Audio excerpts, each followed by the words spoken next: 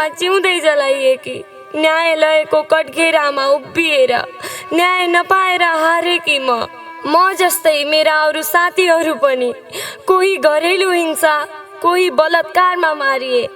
अहिलेसम्म पनि न्याय पाएका छैनौँ हामीले।